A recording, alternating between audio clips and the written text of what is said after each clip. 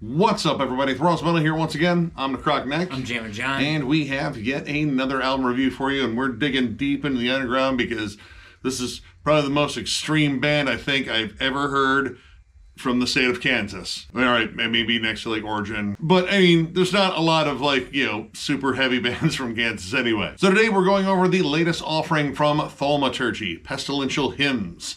This comes out actually on the 20th of October because, well, Memento Mori likes to put out stuff not on Fridays. Either way, this band formed in 2001 in Kansas. I'm not really sure where. And this is done by an anonymous one-man, band thing here. And I mean, with as evil and dark as this sounds, he probably does want to stay a little bit anonymous because I'm sure the church-going folks in Kansas would probably fucking burn him alive. Oh, I've driven through Kansas, and yeah, I can't see this being something that is overwhelmingly welcomed in Kansas by any means. Yeah, we even looked up what the word thaumaturgy was, expecting it to be something like super like demonic and evil, like the raising of a demon from a cornfield or whatever. Actually, it's just kind of a term about magic, just like magic in general, like less demon summoning, more, oh my god, that quarter's behind your ear? No, probably like something a little bit fancier than that, I'm sure. I'm sure it's the practice of dark magic. It didn't say that on Google, but I'll have to dig more deep into it. But it's the practice of magic.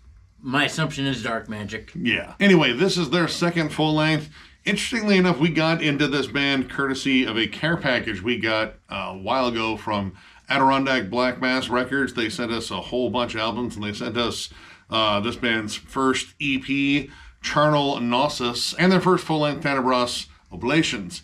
We actually kind of split them up. He got the EP, I got the full-length. They were both awesome. This is dense, cavernous, ugly, atonal, blackened death metal. It's dark, it's spooky, and again, probably wisely, unknown, at least to the populace of Kansas. Because again, I see like a very Children of the Corn-esque ending to that whole thing, even though that was Nebraska, I think. Same difference. You guys both have corn. A lot of corn and a lot of nothing. That's where Wheat Jesus came from. When Tommy and I drove from California, we drove through Kansas, and in the middle of the field, there were big pictures of Jesus along 8090. Oh man, well, we live in Ohio. We had Big Butter Jesus for a while, up until he got struck by lightning. Anyway, that's enough blasphemy. Let's talk about the actual, well, possibly blasphemous music here. This is pretty gritty. Now, I mean, I was going to compare this to the last one anyway, just because that's kind of the only thing I had to go by. I thought the EP was definitely, still pretty rough, pretty muddy, but that first full-length Tenebras Oblations had a particularly dark, menacing sound. It was very cavernous. It had, like, behemoth-esque qualities, but mixed that with, like, again, just like dissonant, cavernous death metal. And with this, I feel like the mix is kind of dried up a little bit more. But in terms of like riff work, I feel like there's just more focus on, kind of like twisting up these riff patterns, the atmosphere. And, the riff work on here is just dark and fucking ugly. But it goes back and forth often between just like something that is immediately recognizable as like something just gross and old school, like Morbid Angel, a lot of Floridian death metal, a lot of like Incan, Immolation, Hate Eternal stuff too, and then sinking into like more twisted, dissonant death metal stuff like Triumvir Foul, Suffering Hour, Ascended Dead, even like early Void Ceremony too, minus the really techie bass. It's also gritty, but in like a different sense. Like this again doesn't quite have the cavernous sound. It is a little bit drier, but you get this like constant static hiss from these guitars, and guitars are layered all throughout here. Like there are so many layers of guitars, and often all doing different things, whether it is to complement the melody or create another one on top of it that is just, I don't know, there to summon the devil. Or to play against it. There's a lot of counter harmonies going on too. And sometimes the counter harmonies happen in multiple facets. Like sometimes they'll happen as a tremolo. Or sometimes there's a harmonized counter melody underneath a counterized harmony tremolo. Like, it's like, what the fuck is happening? Yeah, sometimes there's just like random, like, atonal chords being plucked under a tremolo that's already harmonized. Occasionally the bass will really get in the mix. Like you start hearing some more high register notes in there. And even the vocals on here are a bit of a mix too, because at least on the last one, I feel like they favored more of that just like cavernous death roar and, a pretty fair amount of reverb on it. I feel like the reverb kind of got walked back a bit, but you have two very distinct vocal styles in here to the point where it sounds like it's two different people. I couldn't find any lineup changes or anything on here. I still assume it's the same dude, but he is taking that cavernous death metal sound and then pairing it really well with a very ghastly, strained, like Chuck Schuldiner, John Tardy, just all the bleh you possibly can summon. It sounds awesomely over the top. And it usually comes in points where like he's got like solid riffs behind it. Like there's a lot of like good old school charm. Songs like Plague Ritual, Awaken Ares. Oh, dude. My God. Oh, man. So many twisting, churning riffs. And again, there's a good balance here of like going for that extremely distant, atonal, atmospheric sound and then just getting down to some stupid heavy riffs. And another good example of that is the song Entropic Hegemony. I think that's how you say that word. I'm not 100%. But yeah, that is probably the most evil, savagely heavy, chuggy, catchy song on the whole album. Crazy, chaotic atmosphere, and that's pretty much a thing throughout this record too, because of the thousands of layers of guitar. Like, a lot of times it's just noise until your ear is able to catch on to what's really happening. And in that song, that's the case in the last track too, Forced March, which we'll get more into. That starts off as just straight noise before you realize it's machine gun chugs. Yeah, the guitar tone, again, is just very rough. It's grainy. It's sizzly. The production on here, I mean, I don't know who mixed it, but at least in terms of mastering, this was mastered by Loic F. of the band Autocrator, which we've been over him before. I can't remember what exactly he did the mix or master on, but I have some Autocrator albums, and they're, well, I mean, very similar to this. But in comparison to the last one, again, it's much more dried up, but that kind of works in a way because you can hear a little bit more of what's going on once you kind of like claw your way past the layers of like scuzz and sizzle on here. When your ear really kind of matrixes like all that sound, when you get around like the middle of it, actually the shadow approach is probably where everything really started clicking on here. You start just really appreciating all the layers of guitars on here and how well they complement one another. Lots of old school Morbid Angel riffs on there, heavy on the tremolo. Also well-placed synths. Like initially, a lot of the synths were kind of like more of a transitional atmosphere thing, like in between the tracks, kind of creepy horror synths. They sound a little fuzzy, a little grainy, like they're being played on an old organ. But as the album went on, you start hearing the synths get incorporated more in the songs, and they're really done well. They're not trying to throw them all up front because, well, with all the room the guitars take up, there's no room for them to be up front. But they complement the atmosphere well. It gives it kind of a haunting, just, I don't know, like creepy haunted house vibe. Plague Ritual in particular, the breakdown near the end of that song, the synths complement it so well to the point where like it sounds like it could have been like a rough demo from like Altars of Madness. In terms of making the atmosphere really stand out and kind of applying it in a different way, the song Ignominious End, or An Ignominious End, I've been struggling with this fucking word, all right? It's been pissing me off. Anyway, that song that I've said correctly once and I don't have to say it again. A little bit more on the Death Doom side. In fact, it's probably the lone song in here that really kind of spaces everything out. Like there's definitely pockets of groove on here, but a lot of this is, big on the droning tremolos, big on the droning blast beats. This one opens it up to like, God, a beat a week. You even get one of those like clean, haunting sections that you would hear on, Spectral Voice, Evoken, Disembowelment. It builds really well into this giant earth-shattering breakdown at the end. Completely different vibe in it. It feels weary. It feels exhausted. It feels like a lament rather than, again, trying to conjure the devil. And then that leads right into Forced March, which, all right, I wanted to make sure. I thought, I was like, all right, if these guys do a full-on Earth Crisis cover in this style, I am interested.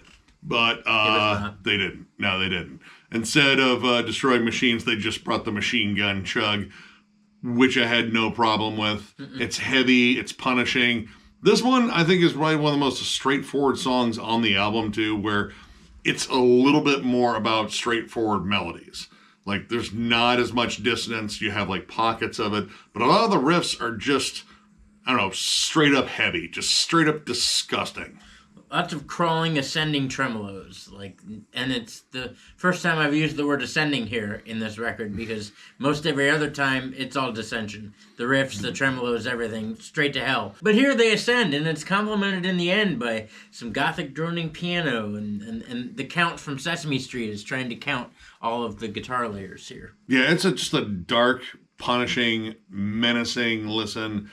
And again, like we keep laboring this, the guitars are really like the scene sealer in here in terms of like how they're laying it, because I mean, it has its technical moments, but a lot of the stuff that really like kind of blew me away was, you know, the composition, like adding all these layers, creating these thick walls of just darkness. There's not a tremendous amount of solos on here. In fact, the only one that I really spotted was on Awaken Aries, which, I mean, it was hard keeping up with all the awesome riff changes in that one. Mm-hmm. But there is a very brief solo, which sounds like a fucking ambulance veering off the road and fucking going off a bridge into a canyon. Very heartwarming. Or Trey Azagoth-ish. But outside of that, like, it's mostly about the riff work and, again, like, creating this, like, dense, evil atmosphere. Now, this wasn't without some issues. And one issue right away is the production. And it's not all of the production.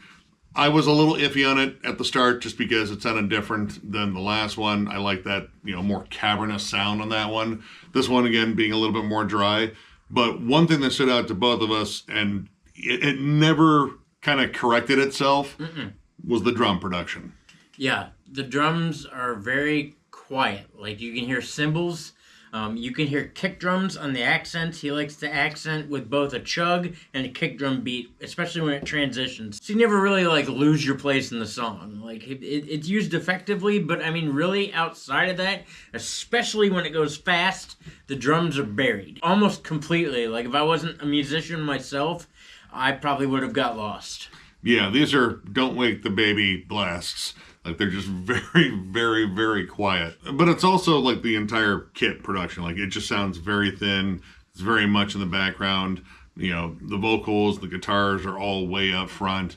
And I just feel like if you had, like, more pronounced drums, or I think it's probably a drum machine on here, it just sounds a little too accurate on the cymbals. Yeah, but, I mean, even so, especially if it's a drum machine, just turn it up.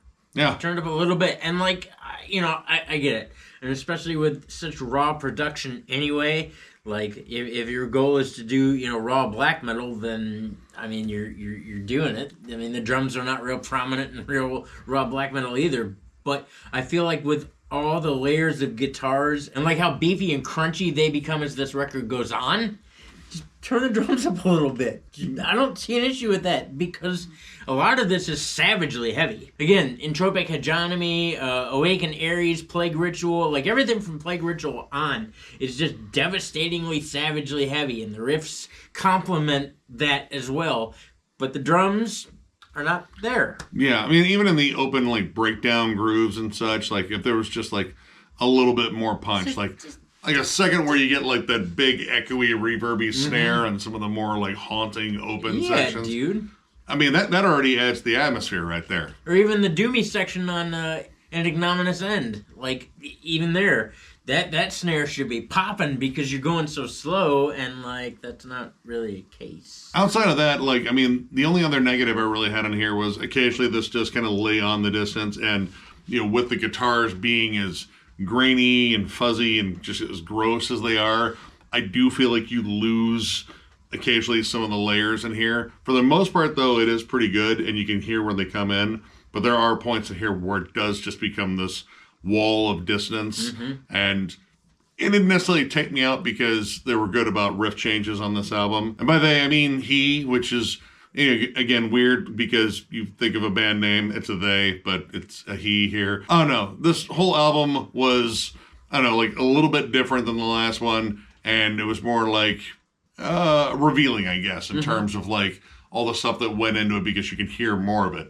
This was not necessarily like Oz the Great and Powerful, the illusion. This was the man behind the curtain. Like, oh, It's just a dude, but he's doing a lot of cool things. And yeah, I had to make like another Kansas reference. I didn't want to bring up the band because that's too easy. Anyway, overall though, I'm going to give this 3.5 stars. Honestly, like with better production and such, I would probably say it'd be closer to a 4. I'm impressed with the guitar work. The guitar work in here is incredible. Like very well layered, a lot of like really interesting complementing harmonies and the counter harmonies on here. Occasionally very technical too, but also just flat out hooky at times. There's even like some solid melodies too. Really good about balancing out like black metal atmosphere and just bone crunching riffs. Vocals I think are awesome, both styles. I think he does them really well. Unless there's a second person on here that stuck in the studio and did tardigrades, then that dude is fucking awesome. Get him a beer. Yeah, almost everything on here was really solid in terms of just like this gross style of death metal. I just need some more drums. Like just turn them up. Fuck the neighbors. Wake them up. Let them know you're in a satanic one-man fucking Kansas blackened death metal act. I'm sure nothing bad will happen. And maybe that's what I'm missing out on. Maybe my neighbors are assholes to me because I'm not loud enough. Or maybe I need to be more satanic or something. I don't know. I'm going to figure that out. But yeah, if you're a big fan of, again, Void Ceremony, Triumph Foul, maybe even Titan Blood, Morbid Angel, Hate Eternal, stuff like that, check this album out. Pretty damn good. I'm also at 3.5. I thought it was a pretty good record, minus the fact that the drums are too quiet. I agree, just turn up the drums, man. I mean, you don't have to go full bore. Really, it could have used like a couple decibels more worth of drums. I don't think you need like cannons going off to overpower everything, but with as savage as the riff work is, and with as many layers of guitars as there are, like you need more drums just to cut through the madness a little bit. Plus, not to mention the fact that once this really gets going and opening up on riffs, like there's a lot of groove to it too, and like I feel like that's just like a piece that's missing here. Not that I don't enjoy heavy, dark, cavernous, tremolo-laden fucking blackened death metal. Like I love that shit. I'm really becoming a big fan of that. I need to hear some drums, and they just weren't there. But outside of that, dude, the riffs are entertaining as shit, especially as the record goes on, man. Once you get down to, like, the 4th track and onward from there, the record really opens up, and it's a lot of fun. Who doesn't like chuggy dissonance? Well, everybody that watches this channel for the last 7 years should know by now that I love chuggy dissonance, and this record is full of that. I thought the vocals were incredibly entertaining, although I will say for me, there were like a lot of dynamic switches. Like, don't get me wrong, the John Tardy, Chuck Schuldiner, yell or whatever that was pretty cool, and the death growls remind me of like old Behemoth, and like that's cool. But it did jump around a whole lot, and I thought like maybe it just needed to stick with one or the other during sometimes. But yeah, outside of that, man, it's a pretty good solid record. And if you're into any of the bands we've mentioned, plus like Mortiferum, again, old Behemoth I think is a thing, newer Replicant, it's definitely in the riffs, you'll hear it. If you're into any of that stuff, check this out for yourself. So if you enjoyed this review, give it a thumbs up, and if you are new to the channel, subscribe, because we do stuff like this all the time. We also have memberships. They're only 99 cents. Our Lone Perk is doing a members-only live stream, which we will more than likely be doing, I'm going to guess, Wednesday. We're going to try to figure out a time. It's going to have to be, because the month is over after that. So either way, membership is the main way to support the channel, and there's a join button down there for you to do a coin trick too. I don't know, like the Thaumaturgy thing. Like, it feels like you should summon a demon to hit it, but that seems kind of excessive just to hit a button. Pull a succubus out of a hat. But then you'd have to like make sure she doesn't fuck anyone to death. But even if you don't hit the join button, it's cool. We do tons of non-members only stuff. In fact, the majority of our stuff is non-members only stuff. Non-members only live streams, which I guarantee are just as stupid, if not more stupid, than the members only live streams. We have discography rankings, album reviews, multiple discussion forums, Nick's never-ending collection updates, all metal all the time. It's what we do here at Thralls Metal for you guys. God damn it, because listen, without you guys, it would just be a couple dickheads in the basement talking about metal, which we were gonna do anyway, but I mean, it would be way less cool if we didn't have like 22,000 and some change of y'all to talk to. That number is mind-blowing. Thank you for bringing us to that number. I never really thought we'd get past 100, but we keep growing every day. Thank you guys. Appreciate you. Yeah, tons of content coming your way, so one more big thank you because you guys are awesome, and we will catch you later.